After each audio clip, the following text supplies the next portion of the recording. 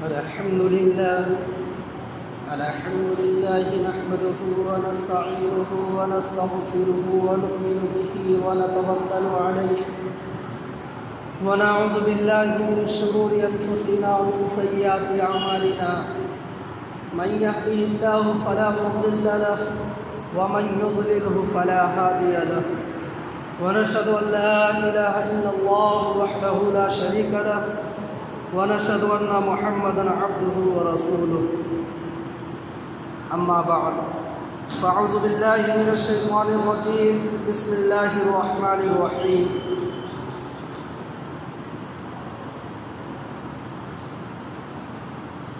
أينما تكونوا يدرككم الموت ولو كنتم في بروج مشيدة وقال تعالى قل إن الموت الذي تفرون منه فإنه ملاقيكم ثم تردون إلى عالم الغيب والشهادة فينبئكم بما كنتم تعملون وقال تعالى كل نفس ذائقة الموت وإنما توفون أجوركم يوم القيامة فمن زحزح عن النار وأدخل الجنة فقد فاز وما الحياة الدنيا إلا متاع الغرور وقال تعالى وأنفقوا مما رزقناكم من قبل أن يأتي أحدكم الموت فيقول ربي لولا أخرتني إلى أجل قريب فأصدق وأكن من الصالحين ولن يؤخر الله نفسا إذا جاء أجلها والله خبير بما تعملون صدق اللہ العظیم۔ میرے محترم بزرگوں اور دوستوں، اللہ تبارک تعالیٰ کا لاکھ لاکھ شکر و احسان ہے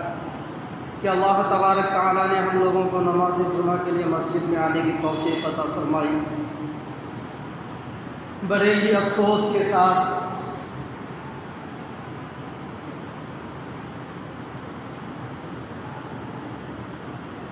یہ بات آپ لوگوں کو بتایا جا رہا ہے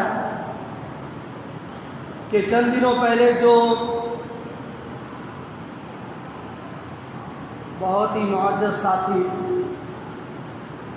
جماعت کے رکن بھی تھے اور بہت ہی مخلص قسم کے انسان تھے، اللہ تبارک تعالیٰ اس کی مغفرت فرمائے، ان کے گناہوں کو معاف فرمائے۔ جیسا کہ آپ کو پتہ ہوگا کہ پچھلے جمعہ وہیں پہ بیٹھے ہوئے تھے، یہ گزشتہ جمعہ سامنے بیٹھ کر دیکھ رہے ہیں، بیان کرتا تھا، میں بار بار اس کی طرف نظریں کرتا تھا، اور آج احساس ہو رہا ہے کہ صف میں ایک شخص کی جگہ خالی ہے، تو آج کتنا احساس ہوتا ہے۔ اپنی موت پہ اتنا فکر نہیں ہوتا، اتنا احساس نہیں ہوتا، اتنا غم نہیں ہوتا جتنے کہ اپنوں کی موت پہ ہوتا ہے۔ میری تو یہی دعا رہے گی کہ اللہ تبارک تعالیٰ ان کے سارے گناہوں کو معاف فرما دے اور ان کو جنت الفردوس میں اعلیٰ مقام عطا فرمائے، اور ان کے اہل و عیال کو صبر جمیل عطا فرمائے، اور ہر ایک مسلمان کو ایمان پر خاتمہ نصیب عطا فرمائے۔ آج میں نے جو قرآن کریم سے چند آیت تلاوت کی آپ حضرات کے سامنے، جو چیز، جو حادثہ ابھی ہم لوگوں کی نظروں کے سامنے سے گزرا ہے، اور جو چیز یاد دلا گیا، چاہ کر بھی نہیں بھول سکتے چند دن۔ یعنی یہ تو پتہ ہے کہ اپنا باپ بھی مر جائے تو کوئی بھی بچہ ہمیشہ اسے یاد نہیں کرتا، چند دن، چند ہفتے، چند مہینے یاد کرنے کے بعد پھر سے اپنے کام میں مشغول ہو جاتا ہے، پھر سے اپنی زندگی وہ جینا شروع کر دیتا ہے۔ اسی طریقے سے جو یہ حادثات ابھی گزرے ہیں، چند دنوں تک تو سبھی کے دلوں کو ہلا کر رکھ دیے ہوں گے، تو اسی کے مناسبت سے قرآن کریم کی چند آیت میں نے آپ حضرات کے سامنے تلاوت کی، جس میں اور بھی اس یاد کو پختہ کے طریقے سے یاد کرنے کی ضرورت ہے۔ اللہ کے نبی صلی اللہ علیہ وسلم نے ارشاد فرمایا کہ مزے کو توڑ دینے والی چیز کو زیادہ یاد کیا کرو۔ جو مزوں کو، جتنی بھی مزے ہوتے ہیں ان سب کو توڑ دینے والی چیز یعنی موت کو کثرت سے یاد کیا کرو۔ اور میں نے جو آیت تلاوت کی اس میں سب سے پہلی آیت تھی اینما تکونوا یدرککم الموت ولو کنتم فی بروج مشیدہ، کہ تم جہاں کہیں بھی ہوگے موت تمہیں آ پکڑے گی، چاہے تم لوہے کی دیوار کے اندر ہی کیوں نہ ہو۔ دوسری آیت کہہ دو کہ موت سے تم بھاگتے ہو، موت تمہارا پیچھا کر رہی ہے۔ قل ان الموت الذی تفرون منہ فانہ ملاقیکم ثم تردون الی عالم الغیب والشہادۃ فینبئکم بما کنتم تعملون۔ موت تمہیں ضرور ملنے والی ہے، تم موت سے بھاگتے ہو اور پھر تم لوٹائے جاؤ گے اس عالم الغیب کے سامنے جو چھپی ہوئی باتوں کو بھی جانتا ہے، جو ظاہر بھی جانتا ہے، جو باطن بھی جانتا ہے، اور تمہیں بتلا دے گا کہ تو دنیا کے اندر کیا کرتا تھا۔ تیسری آیت جو میں نے آپ حضرات کے سامنے تلاوت کی، کل نفس ذائقۃ الموت، یہ آیت اتنا ہی مشہور ہے آج کی دنیا میں، ہر ایک عقل مند اور ناعقل بھی یہ بات کو جانتا ہے۔ اگر اس کے سامنے یہ آیت کو تلاوت کرتی جائے کل نفس ذائقۃ الموت، تو ہر ایک بتا سکتا ہے کہ ہر نفس کو جس کے اندر جان ہے ایک نہ ایک دن موت کا مزہ چکھنا ہے، چاہے وہ ہم ہوں، آپ ہوں یا کوئی بھی ہو۔ کسی شاعر نے کیا خوب کہا، موت سے کس کی رشتہ داری ہے، آج تمہاری کل ہماری باری ہے۔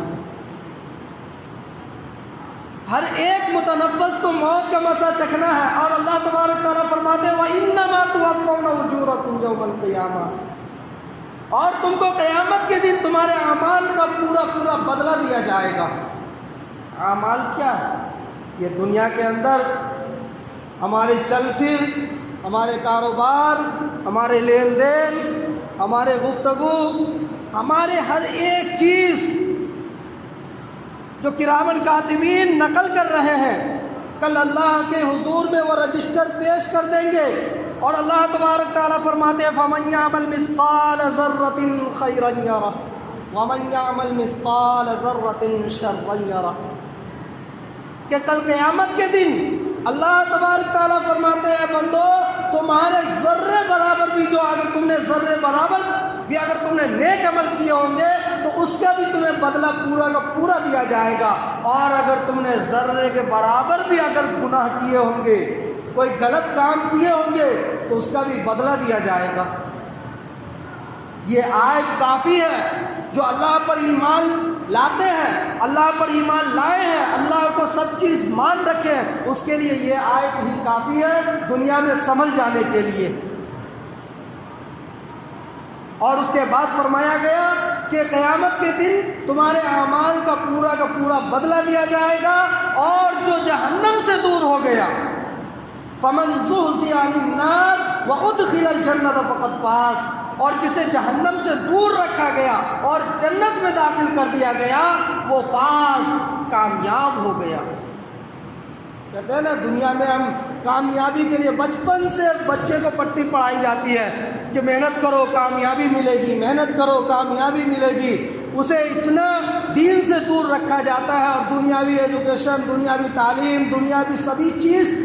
کی طرف اسے اتنی رغبت دلائی جاتی ہے کہ آج کے بچوں کے پاس ایک منٹ کا بھی ٹائم نہیں ہے کہ وہ دین کے بارے میں کچھ سوچ سکے یا دینی تعلیم حاصل کر سکے، یا وہ اللہ اور اللہ کے رسول صلی اللہ علیہ وسلم کی سیرت اور اللہ کے بارے میں کچھ جان سکے۔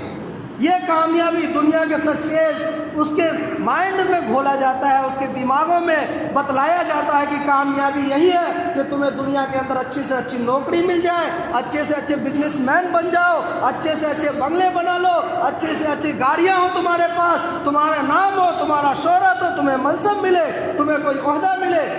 تم ملک کے سرکار بن جاؤ۔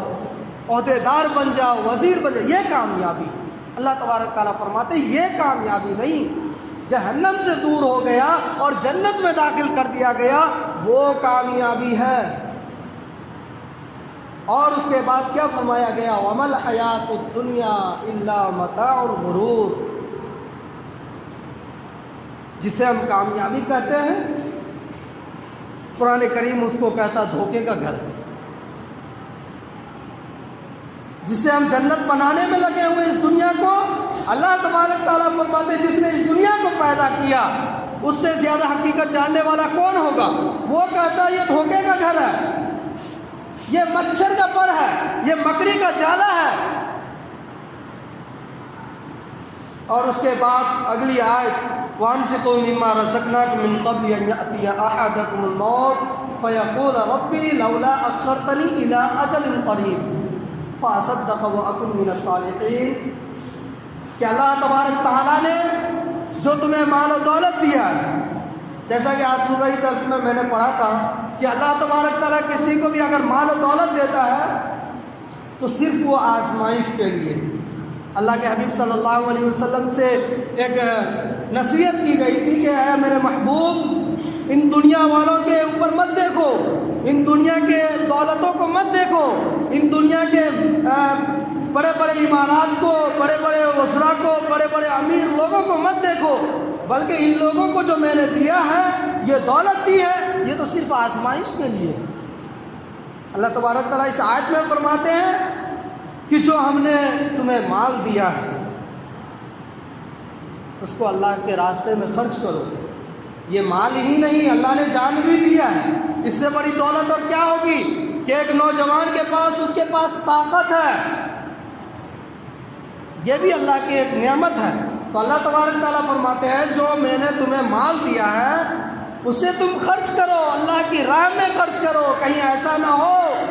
کہ موت کا فرشتہ آ جائے اور تم یہ کہو کہ کاش مجھے تھوڑا سا وقت اور دے دیا جاتا تاکہ میں یہ مال کو اللہ کے راستے میں خرچ کرتا اور خرچ کرنے کے بعد نیک لوگوں میں شامل ہو جاتا۔ اللہ تبارک تعالیٰ فرماتے ہیں اور جب کسی کی موت آ جاتی ہے، موت کا فرشتہ آتا ہے تو خدا اس کو ہرگز مہلت نہیں دیتا۔ لاکھ تدبیریں ہوں، موت آج تک دنیا میں آج تک کوئی بھی انسان ایسا نہیں ملے گا جو موت سے بچ گیا ہو۔ آپ نے یہ دیکھا ہوگا کہ جو جس چیز میں ماہر ہوتا ہے، یہ دنیا سبق سکھاتی ہے انسان کو کہ جو جس چیز میں ماہر ہوتا ہے وہ اسی چیز میں مر جاتا ہے۔ آپ بہت سارے ایسے ڈاکٹر کو دیکھے ہوں گے جو بالکل ہارٹ کا بالکل اسپیشلسٹ ہے، لیکن وہ مرا تو ہارٹ کی بیماری میں مر گیا، اور جو جس چیز میں ماہر ہے وہ اسی چیز میں مر گیا، اسی چیز میں اس کی موت آئی۔ اور جیسے بعض ساتھیوں سے سننے کو ملا ہے کہ جو یہ چند لوگ یہ گیس پلانٹ میں، یہ گیس حادثے میں مرے ہیں، اس سے اسپیشلسٹ اور اس سے ماہر انسان اس کام میں کوئی بھی نہیں۔ یہ چند افراد جو اس دار فانی کو چھوڑ کر چلے گئے، جس میں ہمارے بھی بہت معزز ساتھی جو ہمیشہ ساتھ رہنے والے جماعت کے رکن تھے، اور کیا سوچ تھی۔ میں حقیقت بتاتا ہوں، کوئی بڑائی بیان نہیں کرتا ہوں، نہ مجھے کوئی چیز کی لالچ ہے کہ کوئی انعام ملے گا، نہیں، میں حقیقت بتاتا ہوں کہ میں 2.5 سال سے یہاں پہ ہوں، آج تک انہوں نے کبھی تلخ جملے تک مجھے نہیں بولے ہوں گے، اور مجھے کیا، میں نے کسی سے بھی ان کی ٹیٹے جو ہوتے ہیں یا کوئی بھی بحث بازی آج تک میں نے نہیں دیکھا ان کو۔ بہترین انداز سے بات کرنا، اپنے کام سے مطلب رکھنا، دوسرے کے کاموں میں ٹانگ نہیں اڑانا، یہ سارے اخلاق ان کے اندر تھے، اور وہ اپنے جو ساتھیوں میں اور جو اپنے کاروبار میں وہ ماہر انسان تھے۔ اللہ نے موت بھی اسی ذریعے سے دے دیا کہ ایک سبق سیکھے لوگ کہ کوئی بھی چیز کے مہارت کام نہیں آتی، کہ اگر اللہ کا بلاوا آ جائے تو کوئی بھی چیز کام نہیں دیتی، نہ دولت، نہ شہرت، نہ رشتہ دار، نہ تمہارا ہنر۔ تو اللہ تبارک تعالیٰ فرماتے ہیں کہ جب موت کا فرشتہ آتا ہے تو ہرگز مہلت نہیں دی جاتی، اور جو کچھ تم کرتے ہو خدا اس سے باخبر ہے، ہر چیز دیکھ رہا ہے اللہ تبارک تعالیٰ۔ اللہ کے حبیب صلی اللہ علیہ وسلم نے فرمایا کہ 5 چیزوں کو 5 چیز آنے سے پہلے غنیمت جانو۔ ایک شخص کو نصیحت فرمائی کہ بڑھاپے سے پہلے جوانی کو غنیمت جانو، بیماری سے پہلے صحت کو غنیمت جانو، افلاس سے پہلے خوشحالی کو صحت جانو، اور مشاغل سے پہلے فراغت کو غنیمت جانو، اور موت سے پہلے زندگی کو غنیمت جانو۔ حضرت علی رضی اللہ تعالیٰ عنہ کا قول ہے کہ موت ہر انسان سے اس کے پیٹھ دکھا کر جا رہی ہے، موت جو ہے پیٹھ دکھا کر جا رہی ہے، اور آخرت منہ سامنے کیے ہوئے آ رہی ہے، اور ہر ایک انسان کسی نہ کسی کا بندہ ہے، کسی نہ کسی کا غلام ہے۔ لیکن میں نصیحت کرتا ہوں کہ تم آخرت کا غلام بننا۔ کیوں؟ کیونکہ یہ دنیا عمل کی جگہ ہے، کوئی حساب نہیں، اور کل جو آخرت ہوگا وہ حساب کی جگہ ہوگی، اور وہاں کوئی عمل نہیں۔ بتانا یہی مقصود ہے کہ اللہ تبارک تعالیٰ نے کس طریقے سے موت کے بارے میں اس قرآن کریم کے اندر رغبت دلائی۔ دنیا کے لیے جو جینے والے لوگ ہیں، دنیا پہ مر مٹنے والے لوگ ہیں، اس کو بتلایا کہ یہ دنیا دھوکے کا گھر ہے، اس دھوکے میں مت پڑنا، میری محبت، میری الفت، میرا سب چیز تم اپنے دل میں بسا کر رکھو، یہ دنیا کو تم دھو کر مارو، دنیا تمہارے قدموں کے نیچے آئے گی۔ اگر تم دنیا کے پیچھے جاؤ گے تو نہ دنیا ہاتھ لگے گی، اور نہ آخرت میں کچھ تمہارا اجر و ثواب ہوگا، بلکہ دنیا بھی گئی اور آخرت بھی گئی، اور تم نامراد ہو کر جہنم میں ڈال دیے جاؤ گے، شیطان کے ساتھی بن جاؤ گے۔ اللہ کے نبی صلی اللہ علیہ وسلم نے فرمایا کہ دنیا میں ایسے رہو جیسے کوئی راہگیر رہتا ہے، جیسے کوئی مسافر رہتا ہے۔ آپ نے کبھی کوئی مسافر کو دیکھا ہے کہ اگر وہ دلی سے پنجاب تک کا سفر کرنے والا ہو تو کیا بیچ راستے میں اگر اسٹاپیج پہ وہ کہیں رکتا ہے، یا گاڑی کا سفر کے لیے اگر کچھ دیر انتظار کرتا ہے، کیا آپ نے کبھی دیکھا ہے کہ وہ اسٹاپیج پہ، وہ اسٹیشن پہ گھر بنا کر رہتا ہے؟ بلکہ وہ اپنا سامان، اپنا سارا چیز بالکل تیار رکھتا ہے کہ جیسے ہی گاڑی آئے گی میں اس میں بیٹھوں گا اور جلد سے جلد منزل مقصود پہ پہنچ کے کوئی کام کروں گا۔ تو یہ دنیا ہماری منزل مقصود نہیں ہے، بلکہ آخرت ہماری منزل مقصود ہے، اور جو بھی ہم تیاری دنیا کے اندر کر رہے ہیں وہ صرف اور صرف آخرت کے لیے کر رہے ہیں۔ اگر اچھے اعمال کر رہے ہیں تو وہ بھی اللہ تبارک تعالیٰ اس کا بھی بدلہ اچھا ہی دے گا، اگر ہم غلط اعمال کر رہے ہیں تو اللہ تبارک تعالیٰ اس کا بھی بدلہ آخرت میں دے گا۔ کوئی بھی چیز کسی کے حق میں حق تلفی نہیں کی جائے گی۔ اللہ تبارک تعالیٰ ظالم نہیں ہے، اللہ تبارک تعالیٰ ظلم نہیں کرتا، اللہ تبارک تعالیٰ تو 70 ماؤں سے بھی زیادہ رحم دل ہے، اور اللہ تبارک تعالیٰ رحم کرتا ہے۔ تبھی تو اس نے، اللہ تبارک تعالیٰ نے بندوں کو پیدا بھی کیا، بندوں کی نصیحت کے لیے نبی بھی بھیجے، رسول بھی بھیجے، وحی بھی بھیجی، اور کتاب بھی بھیجے، تاکہ کسی طریقے سے میرا بندہ اس آخرت میں ہونے والے امتحانات میں کامیاب ہو جائے۔ کیسا مولا ہے، کیسا اللہ تبارک تعالیٰ ہمارا آقا ہے، جو سوال بھی دیتا ہے اور جوابات بھی خود ہی بتلا دیتے ہیں۔ ایسا کبھی آپ نے ممتحن دیکھا؟ ایسا کبھی ممتحن دیکھا کہ کسی بھی پرچہ حال میں اگر سوال و جواب کی نشست ہو تو وہ ممتحن آپ کو سوالات تو دے گا لیکن جوابات نہیں دیں گے؟ لیکن اللہ تبارک تعالیٰ نے اس قرآن کریم میں آخرت میں ہونے والے سارے سوالات بھی دیے، اور آخرت میں جو بندہ جواب دے سکتا ہے وہ جوابات بھی یہ قرآن کریم میں دیے۔ بس اتنا سا ہمیں کام کرنا ہے کہ اس قرآن کریم کے ورد گردانی کرنے ہیں، اور تھوڑی دیر کے لیے قرآن کریم کو سامنے رکھ کر سوچ اور فکر میں غرق ہو جانے ہیں۔ اللہ تبارک تعالیٰ کو حاضر و ناظر سمجھ کر بیٹھ کر اللہ تبارک تعالیٰ سے کچھ دیر باتیں کرنی ہے، اور اللہ تبارک تعالیٰ سے ہمیشہ یہ دعا کرنا ہے کہ اللہ جس طریقے سے تو نے مجھے بچپن سے لے کر جوانی تک ایمان والا رکھا، اور جوانی سے لے کر بڑھاپے تک ایمان والا رکھا، یا اللہ خاتمہ بھی ایمان پر فرما۔ آپ نے اکثر سنا ہوگا، ہر ایک بزرگ آدمی، ہر ایک مسلمان آپ کو یہ نہیں کہیں گے کہ اللہ سے دعا کرو اللہ مجھے ایمان والا بنا دے، بلکہ یہ دعا کروائیں گے کہ اللہ سے دعا کرو کہ ایمان پہ خاتمہ نصیب عطا فرما۔ موت سے تکلیف نہیں ہوتی ہے، موت کی وجہ سے نہیں روتے ہیں،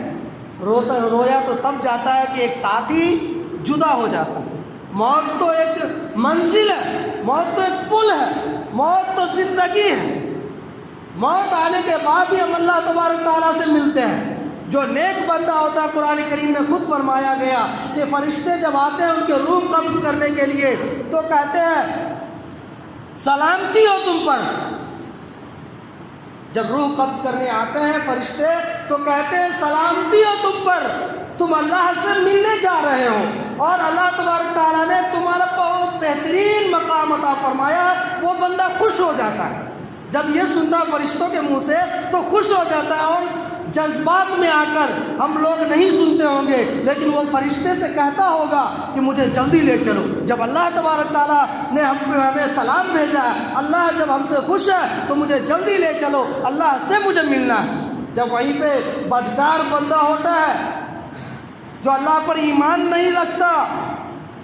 جب اس کے پاس فرشتے آتے ہیں روح قبض کرنے کے لیے تو کہتے ہیں لعنت ہو تم پر،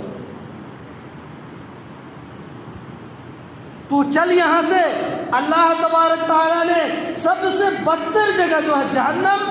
وہاں تیرا مقام رکھا ہے، تو وہ بندہ چھٹپٹاتا ہے اور تب کہتا ہے کہ کاش تھوڑا سا اور مہلت دے دو۔ جس طریقے سے قرآن کریم میں فرمایا گیا کہ بندہ وہاں حشر کے میدان میں کہے گا ربنا ابصرنا وسمعنا فرجعنا نعمل صالحا انا موقنون، یا اللہ میں نے دیکھ لیا، میں نے سن لیا، میں نے تیری ساری سچائی کو اپنے آنکھوں سے دیکھا، اپنی کانوں سے سنا، اے کاش خدا کچھ مہلت اور دے دے،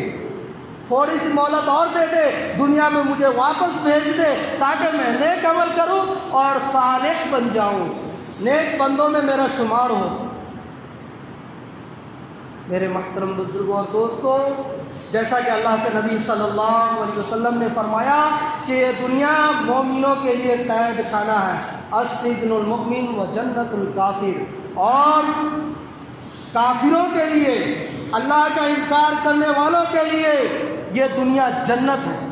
یہ دنیا میں وہ جو چاہے بنا لے، تعمیرات کر لے، اپنے شایان شان جو کچھ کرنا ہو کر لے، کل قیامت کے دن اس کا کچھ نہیں بنے گا۔ لیکن مومن کو اگر اللہ تبارک تعالیٰ دولت بھی دے تو اللہ کا وہ ایک فضل و احسان ہے، اگر اللہ تبارک تعالیٰ مومن کو کوئی منصب بھی دے تو وہ اللہ کی طرف سے وہ بونس کہتے ہیں، بونس وہ انعام ہے۔ اصل انعام تو اللہ تبارک تعالیٰ کے یہاں پہنچ کر حشر کے میدان میں جو نام اعمال ہمارے سیدھے ہاتھ میں دیے جائیں گے، اصل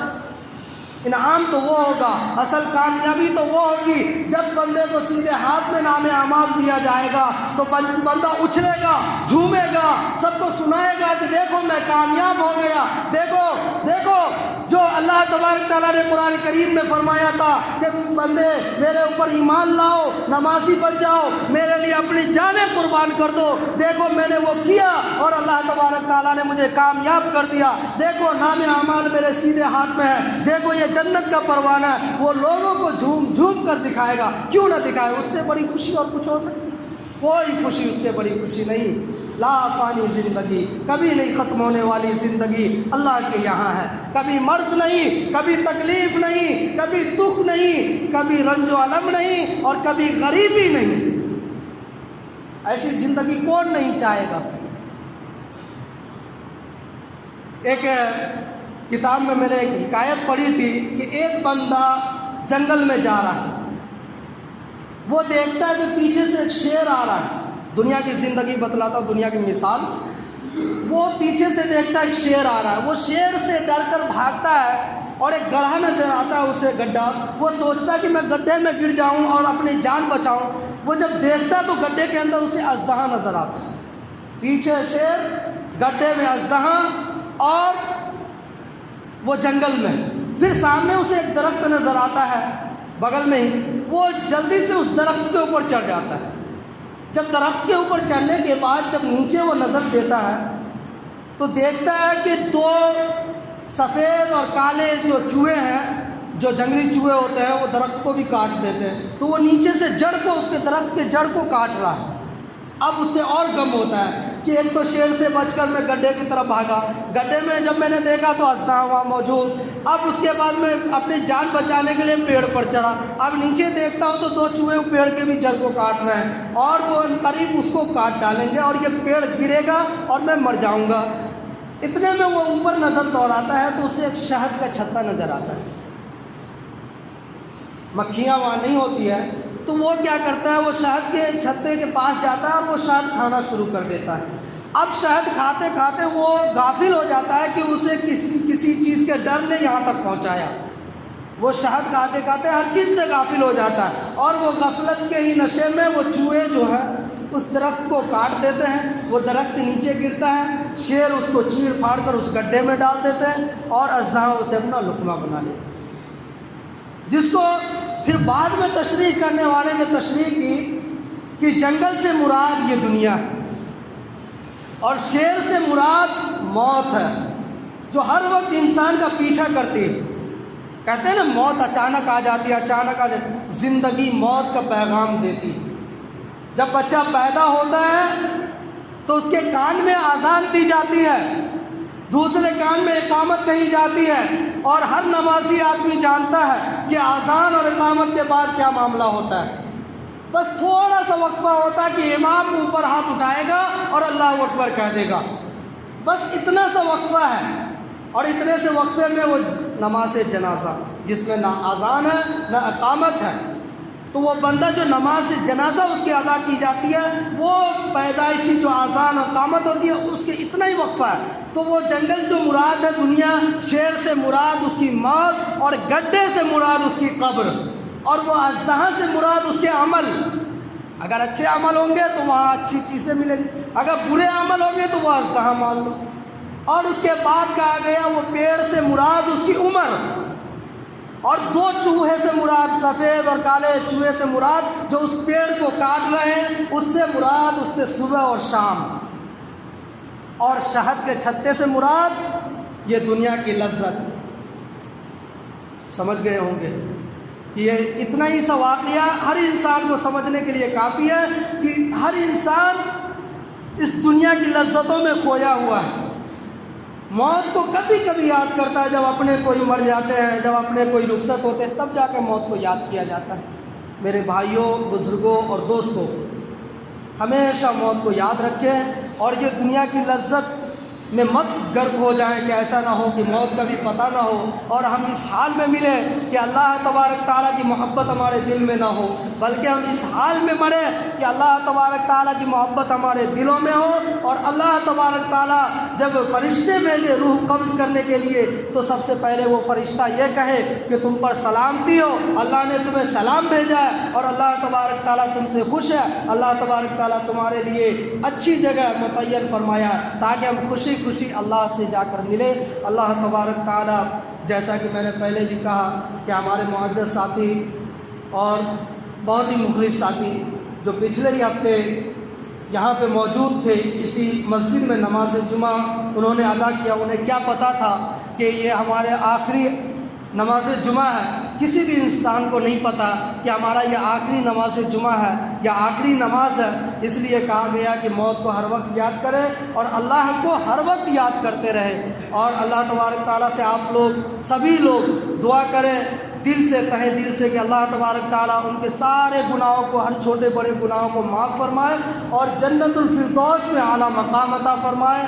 اور ان کے گھر والوں کو صبر جمیل عطا فرمائے، اور جتنے بھی مسلمان ہیں اللہ تبارک تعالیٰ ان سے صحیح راستے پر لائے اور ایمان پر خاتمہ نصیب عطا فرمائے۔ وآخر دعوانا الحمد للہ رب العالمین۔